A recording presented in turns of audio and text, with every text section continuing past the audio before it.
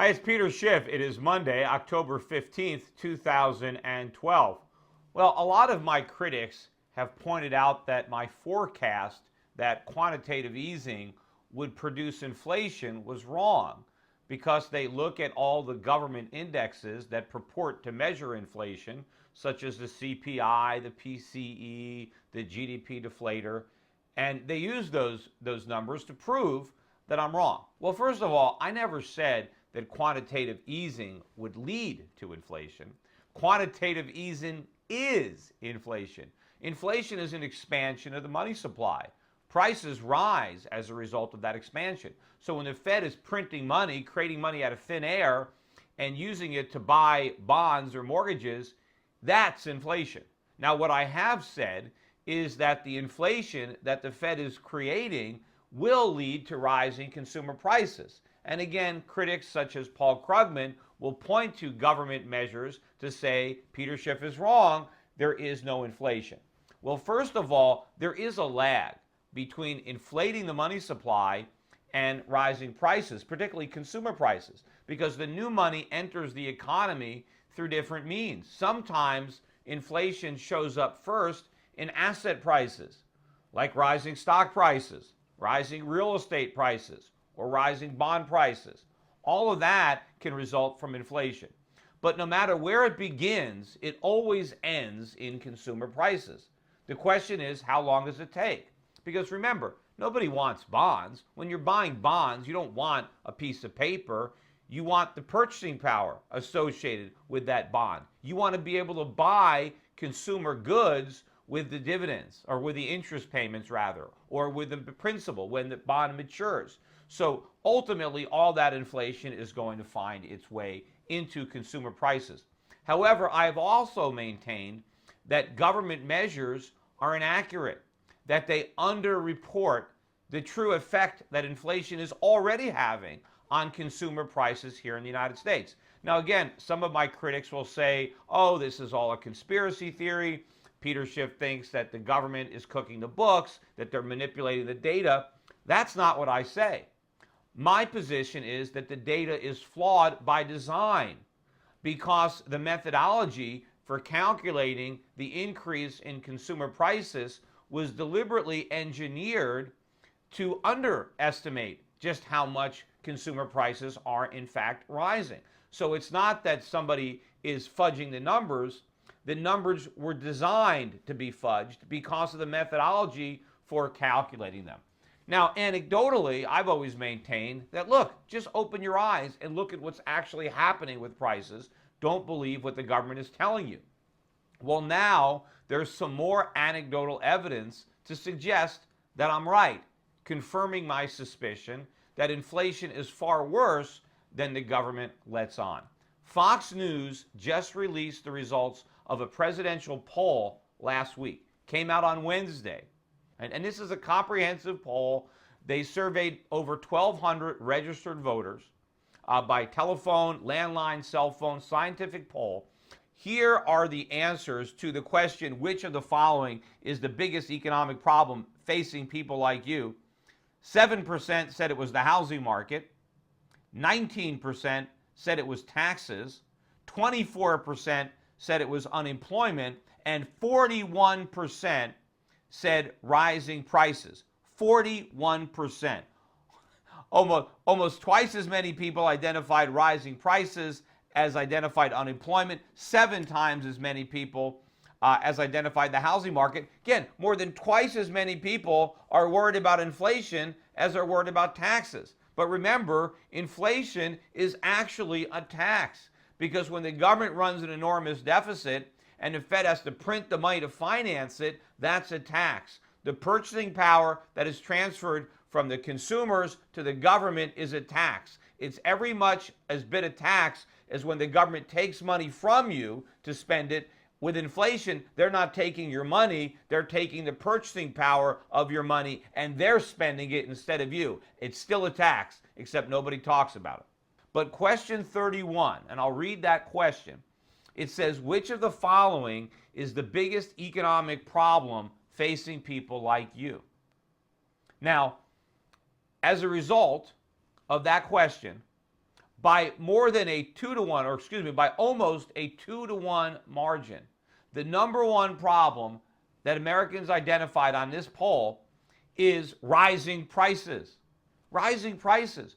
Almost twice as many people listed rising prices as their primary concern. 41%, as opposed to 24% who mentioned unemployment as their primary concern. Now, among women, it was even worse. 44% of women identified rising prices as their main economic concern, as opposed to 38% of men. That makes a lot of sense. They do most of the grocery shopping. They are more in tune to the price increases. Look at housing. Only 7% of people said housing was their biggest concern, the housing market. 7 times as many people were concerned about rising prices for food and energy as were concerned about falling prices for houses. In fact, even though housing prices might be falling, the cost of maintaining a house is rising because insurance rates are rising, maintenance costs are rising, taxes are rising. Home ownership is getting more expensive, even if the price of houses are not. But it's also significant if you look across all the demographic groups, white, non-white, college educated, non-college educated, the results are always the same. The number one concern by a wide margin is inflation. Now, how can this be? After all, the government says there's no inflation. So are people just hallucinating this problem? Are average voters, average consumers worried about prices that aren't even going up?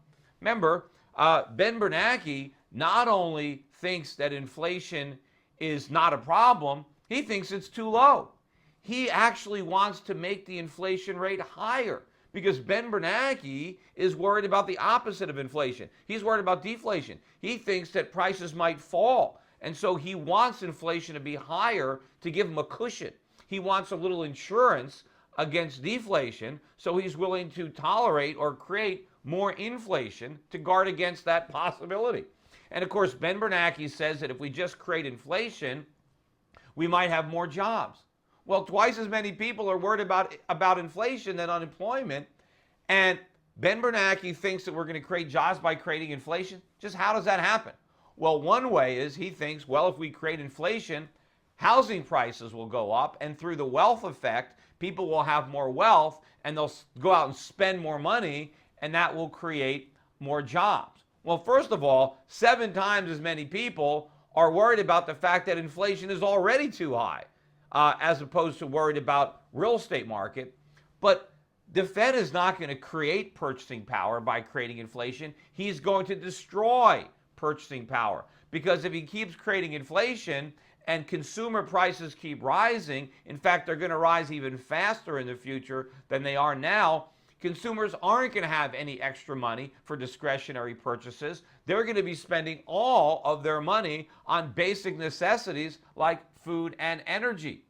Also, it's amazing that despite the media's preoccupation with unemployment and the housing market and basically no coverage at all of inflation, the people in this poll are still identifying inflation as their primary concern, despite the fact that they hear otherwise in the media. And of course, if you watch the presidential debates or the vice presidential debates, inflation wasn't even mentioned. There wasn't a question about inflation. What are you going to do about inflation? Nobody is discussing it. Nobody cares about it except the voters, except the consumers who are actually shopping at the stores and paying these rising prices that all the government bureaucrats are assuring us are not rising. But what's more likely? What's more likely? That the consumers who are buying stuff are just hallucinating, that they're worried about a non-existent problem? Or maybe the government's got it wrong. Maybe the statisticians using their models are wrong. Maybe inflation is really a lot higher than what the government acknowledges. And that makes a lot more sense to me. And once you accept that, a lot more makes sense. For example, the government claims the economy is growing only because the GDP deflator is so small. We got the last GDP number again. Government said the economy is growing at 1.3%, because inflation was assumed to be 1.6%.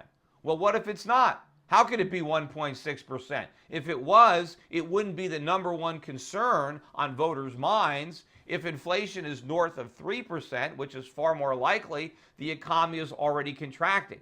And that makes a lot more sense to me. People keep wondering why the recovery isn't creating jobs or why the recovery isn't creating rising incomes. Well, the reason it's not doing it is because the recovery is an illusion. It's not real. And so since there's no real recovery, how can we get real jobs? How can we get real gains in our incomes?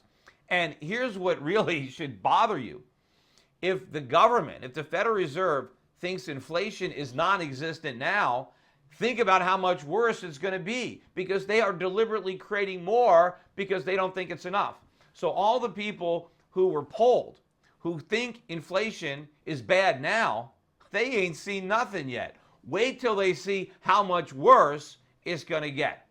Remember, we're going to continue to talk about topics like this on my daily radio show, The Peter Schiff Show. So don't forget to tune in Mondays through Fridays, 10 a.m. to noon Eastern Time at schiffradio.com. And if you can't listen live, just go there any time of the day. We keep looping the program for 24 hours. Bye for now.